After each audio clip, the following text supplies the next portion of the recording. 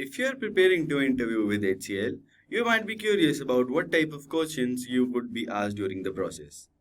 We have compiled some of the most common questions in this video, as well as an overview of what to expect from your interview experience overall and how to prepare for it. Working at HCL is a dream for many software engineers. HCL interview questions help aspirants get familiar with what they might encounter in their interviews. The HCL interview process is set to the root of engineers with a self-started mentality and a solid technical background. The company's ideal candidate is someone who learns from their mistake, quickly grasps new things, and comes up with an innovative ideas. Prepare the most anticipated HCL interview questions to nail the most challenging rounds. Hey everyone, welcome back to another video by Simplilearn. This is Anubhav, and in this video we will be learning about HCL interview questions. But before we begin, if you haven't subscribed to our channel already, make sure to hit the subscribe button and press the bell icon so you will never miss any update from Simplilearn. So without further ado, let's begin and see what's in it for you. First, we will know about the company HCL. Moving ahead, we will discuss the interview process for HCL. And then we will see some HCL interview questions for freshers and experienced professionals.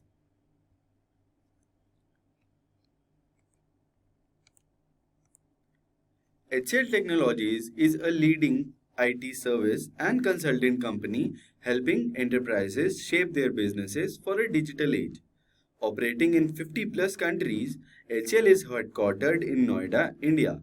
The company provides innovation solutions around digital, cloud, infrastructure management, analytics, IoT, cybersecurity, automation, and engineering services, securing its place on the Forbes Global 2000 list.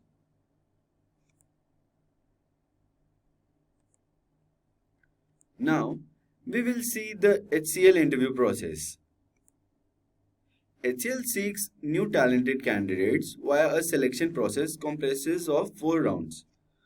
Now, first round is a written aptitude assessment test. The first round is online. It involves questions around quantitative ability and verbal reasoning in the form of MCQs, usually for freshers, not for the experienced individuals. The second round is group discussion round. The recruiter assesses a candidate personality traits such as problem-solving skill, team spirit, ability to come up with instant solutions, conflict resolution, and more by forming teams and providing a common topic of discussion. The third round is technical interview round. Software engineers are asked questions on critical topics like Java, C, C++, Unix, Linux, data structure and algorithms, etc. To judge their fundamentals and advanced knowledge, experienced individuals should be prepared for questions about their past experiences based on their resume. The last and final round would be HR round. A final round has a scenario-based behavioral questions. The recruiter evaluates a candidate's interest in joining the organization and their personal goals and ambitions. Then, we will now discuss some HCL technical interview questions for freshers and experienced. The first question would be, what are the 4 pillars of object-oriented programming system? The pillars of OOPS are as follows. First one is inheritance. Based on object or class upon another class or object is inheritance. The second one is abstraction. Selecting data from a pool to show only the relevant details to the object is known as abstraction. Third one is encapsulation. Wrapping data in a single unit is known as encapsulation. And the last one is polymorphism. Allows using class exactly like its parent to avoid confusion is known as polyformism. Now, we'll see the next question. What are the different types of data in C? The 5 major characteristics of data types in C are as follows. First one is basic data type, which are floating point, integer, double, and character. Second one is derived data type. Union, structure, array, pointers comes under derived data type.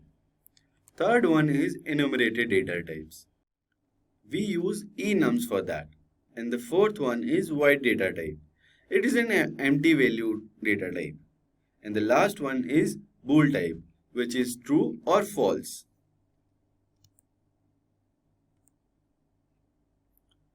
What is the role of pointers in C?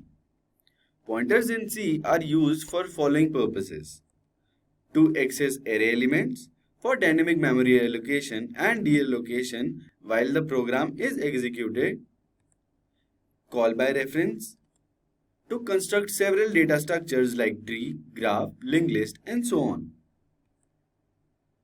After that, what are the major differences between C and C++?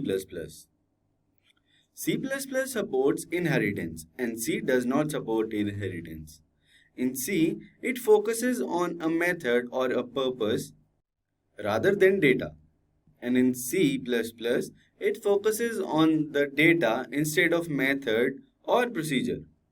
In C++, it can access modifiers, but in C, structures lacks access modifiers. In C++, it supports expansion handling, but in C, it does not support expansion handling. C++ supports reference variables, but C does not.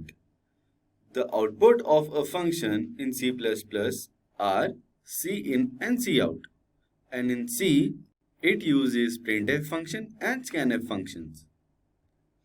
Moving ahead, state major differences between a constant variable and global variable. Constant variable, it has a fixed value that cannot be changed throughout the program, and in global variable, it can be changed and is accessible by all the functions in a program. The next question can be, what is the input-output in C++? IOStream is the standard input-output stream in C++ containing cin, cout, and other methods. The input stream allows inputs from the console user, and the output stream displays the operation resulting the user or the output devices. The next question would be, what are the postfix and prefix operators? The plus plus and the minus minus operator are used as a pre and postfixes. Plus plus I first increments the counter and then perform the next action, whereas in I++, it performs the next action then increments the value of I. Let's see the next question. What is a pass-by reference? Pass-by reference allows a function to modify a variable without creating a copy. One has to declare references variable. The passed variable and a parameter share the same memory allocation, and any changes to the parameter is also reflected in the variable. Now, what is the significance of the finalize method in Java? Finalize method is called as the last chance for an object to carry out the cleanup activity before the garbage collector reclaims it. It involves releasing any fixed order resources held, termination of any connection if open, and more. How would you achieve multiple inheritance in Java? Implementing multiple inheritance in a class is the only method to achieve multiple inheritance in Java. The process does not cause ambiguity as all methods declared in interfaces are implemented in the class. Next question we will see is, what is cloud computing and how is it useful today? Cloud computing is the technology of storing, processing, and managing data in a shared network of route servers over the internet. The data is distributed and hence more secure. Cloud computing offers flexible resources, innovation, and economics of scale. And if you want detailed answers for them, please check out our article on HCL interview questions. You will find 40 plus interview questions that are frequently asked in the HCL interview process. Now, moving ahead, what are the different cloud computing services model? The first one is infrastructure as a service. a computing infrastructure managed over the internet, are known as LAS. The second one is platform as a service. Cloud computing platform for developing, testing, running, and managing applications are all comes under platform as a service. The third one is software as a service. A cloud services provides host applications. The last and the final one is function as a service, a platform for developing, running, and managing app functionalities without the need for building and maintaining app launching infrastructure.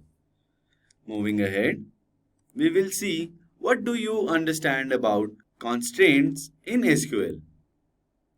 Constraints are the rule or limit applied on the different data types in a given table to ensure its accuracy and relatability. SQL constraints are as follows. No null informs no null value can be stored within a column. The next one is unique. Informs all the values in the column should be unique. Primary key. This question is always asked in the interviews. What are primary key? The primary key is the field that uniquely identify each row in a table. The next point is foreign key, the field that uniquely identifies each row in another table. Check. It helps validate the column values for attending a particular condition. Default. It gives a default value for a column when the user does not specify one. The next question is, what are aggregate functions in SQL? An aggregate function relies on a set of values to return a single value. Following are some SQL aggregate functions. First one is AVG functions, which gives the average of the set.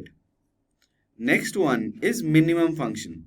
It gives the minimum value in a set. After that, it's count function. It returns the number of an item in a set. After that, it's max function, which returns the maximum value, and in last, it's a sum function, which returns the sum of all the values in a set. The next question, what we will see is, what do you mean by DBMS? The Database Management System is a software for managing the entire organization's data, including its proper storage and presentation whenever required for business decisions. For example, MySQL, Oracle, FileMaker, and Microsoft Access.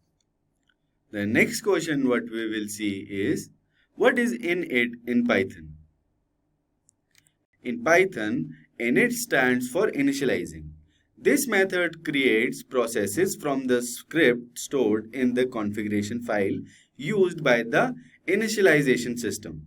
It is similar to constructors in Java. The next question what we will see is, what is the difference between interpreter, compiler, and assembler? Compiler. It converts the whole high-level language program to machine learning at a time. Interpreter. It converts high-level language program to machine learning line by line. Assembler. It converts assembly language program to machine learning. Now, we will see what are SQL joins. SQL joins are useful for fetching data from various tables as a single record employing common columns and foreign key. The four major types of joins are: first, inner join. It returns records with matching values in both tables. Second one is right outer join. Returns all records from the right table and the matched records from the left. Left outer join. It returns all records from the left table and matched records from the right. Full outer join. Returns all record in case of a match in either left and right table. Now, we have reached the end of this video. If you want to get these and many other interview questions with answers, you can refer to the article. So this is all for this video. If you find this video informative, please like, comment and subscribe to our YouTube channel. Thank you.